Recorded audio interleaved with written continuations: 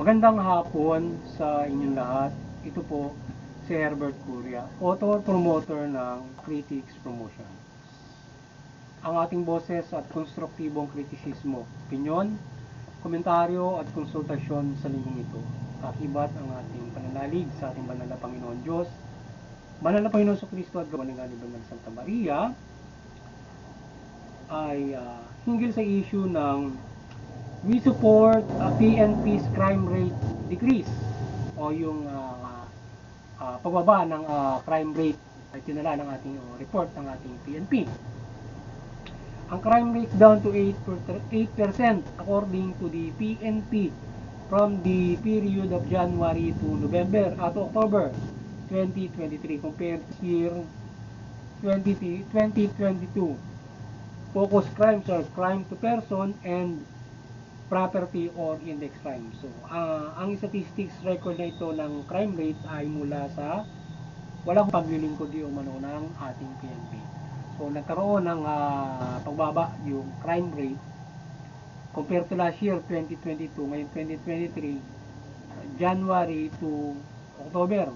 So, 8% so ba doon sa focus crimes o index crimes. So, ang yung index crime na sinasabi, ito yung crime to property, crime to person. Yan, mga ganyan yung index o focus crimes. So ngayon ang pagprotekta ng ating PNP laban sa kriminalidad ay nagbigay ng resultang ito na pagbaba ng ilang porsyento lamang sa mga naitala at balitang krimen ay bumaba pa rin ang crime rate. So overall ay naging maigting ang bangin ng ating PNP at naging pakikisa ng mamamayan laban sa krimen upang makamitan mula sa nasabing resultang crime rate. So yun, kahit na doon sa may mga nababalita tayo na yan, ilang mga krimen na mga assassination, murder, mga ilang mga crime to person ay mababa pa rin yan compared to last year ng 8%. So, kaya kahit paano ay naging maigling taong ito yung kanilang kampanya laban doon sa kriminalidad. So, ang The Critics Promotions at People's Anti-Crime Promotions ay maring sumusuporta sa mabuting pamamahala, patas ng hustisya at karapatang pantao. At sa issue ito ng crime rates ay ating maigting na sinusuporta ng ating PNP at na may suportahan ito ng maming Pilipino at pamalaan sa akbangin at pagpapairito ng peace and order. So ang 8% ng pagbaba ay mahalagang improvement sa mga naitalang krimen comparing this year and last year index crimes and focus crimes kagaya ng murder, homicide, theft, robbery, carnapping, etc. etc. So tayo ay maigting na sinusuportahan at suportahan natin yung ating peace and order service o paglilingkod ng ating PNP na ito ay kanilang mapaigting at yung kanilang naging effort ay bumaba ng 8% this year. So mahalagang bagay yon, yung 8% na pagbaba na yon, na kung saan itong focus sabi na kanilang kinumpir ay ito yung nabanggit natin kanina na crime to person and property, na kung saan ito yung murder, homicide, theft, robbery, yan, carnapping, yan, yung mga crime to, yan yung crime to person. So ibig sabihin mo ba? So ibig sabihin kahit nakakabalo tayo ng mga rape,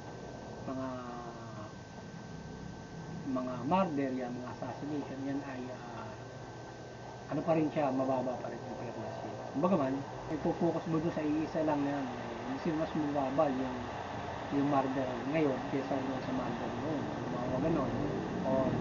Pero kaya lang pangkalahatan niya assorted siya kung baga sa focus crime o crime, so hindi isang krimen lang. So iba't iba sa the focus crimes, aside pa rin yung other crimes na mga labas doon sa focus crime. So ngayon for the whole country, kahit paano mababa nga itong total crime recorded mula January to October. Sa gayon man ay ating boses na patuloy na pag-ibayuhan ng PNP ang serbisyo nito na protektahan naman sa laban sa kriminalidad mula mabibigat hanggang magaan krimen at maging patas siyempre sa krimen na walang sinisino, mayaman, mahirap, yan. Tapos basta nakagawa ng krimen, so aksyonan at napatan ng batas. So yun, at kumbaga man yung naitala, siguro nasa 3 krimen niya yan, at hindi, mga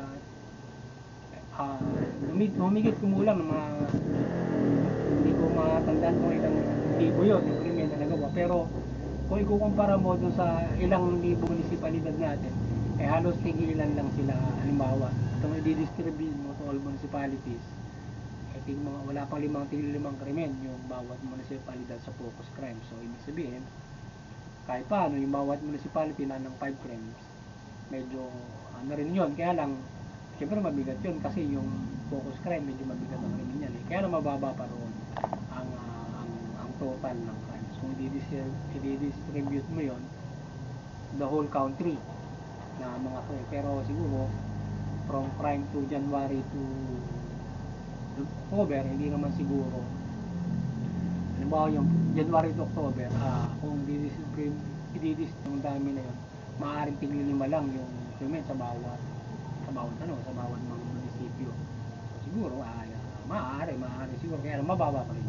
Siguro mayroong mga hindi may mga krimen hindi na itala doon sa logbook, or maaaring meron na absolute knowledge. Maaaring ganun, or ano ba itong nagiging batayan pa ng record na ito na tinatanan ng PNP, maaaring ito na yun.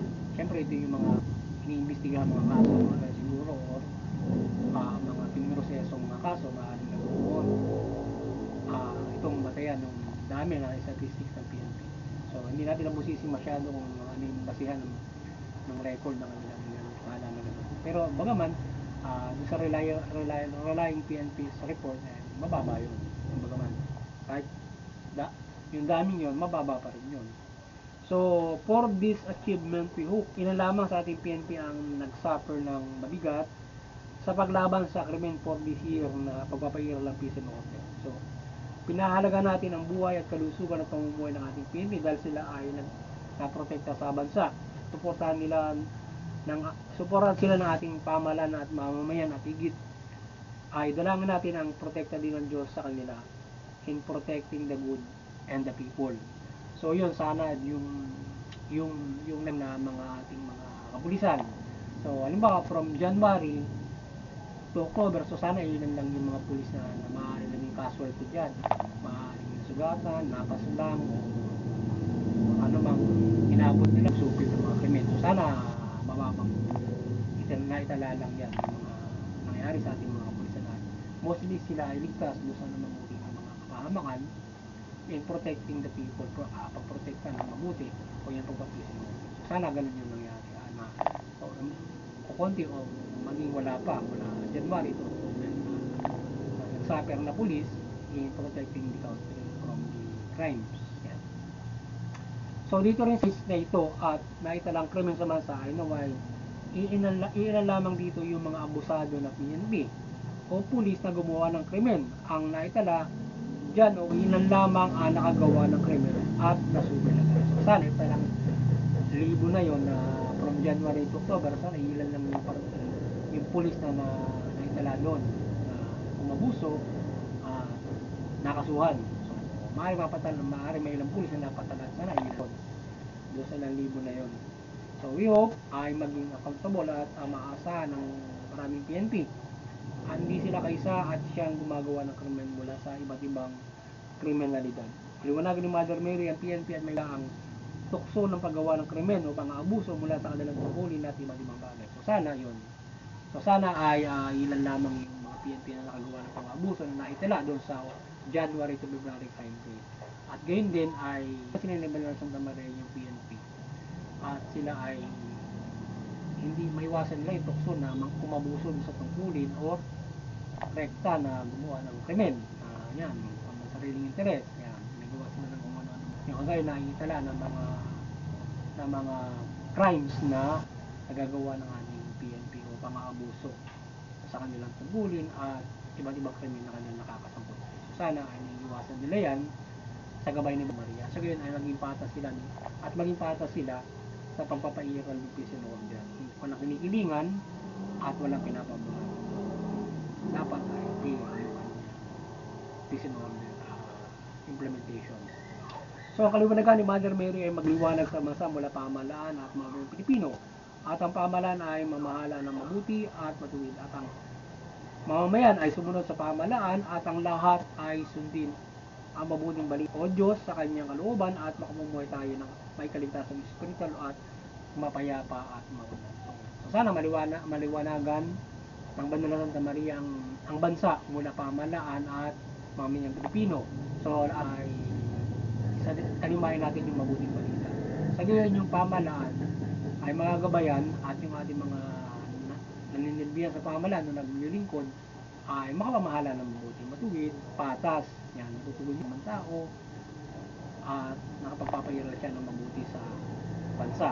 So yung mamayan din, kung kayo ay tinataliman nyo ang mabuting balita, naliliwanagan kayo, kayo naman ay makasusunod na higit doon sa makasusunod na lubos sa pamahalaan kung tayo ay nasunod sa Diyos, sapagkat banal yung pagsunod sa Diyos. Kung nasusunod natin ng Diyos, masusunod natin na higit yung pamahalaan. Yan. Sa gayon, magkakaroon tayo ng kaligtasan spiritual, at tayo ay at kapayapaan na walang kaguluhan mula dyan sa paglabag sa batas at iba't ibang mga pagkakasala na nagdudulot ng kaguluhan at hindi mabuting pagmunat sa ating bansa, or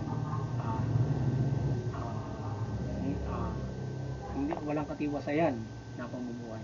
So yun, at muli, sana nakapagsabuhay sa mga ng Tactics Promotions ng konstruktibong kritisismo, opinyon, komentaryo at konsultasyon sa lingwa. Sana yun ang magabayan ng ating pamahalaan at PNP sa kanilang pagpuputubad ng tungkulin, at sila ay protektado dito sa ating mga at sa mga pamahala at magtitigilan ng patas. Nakakusin nila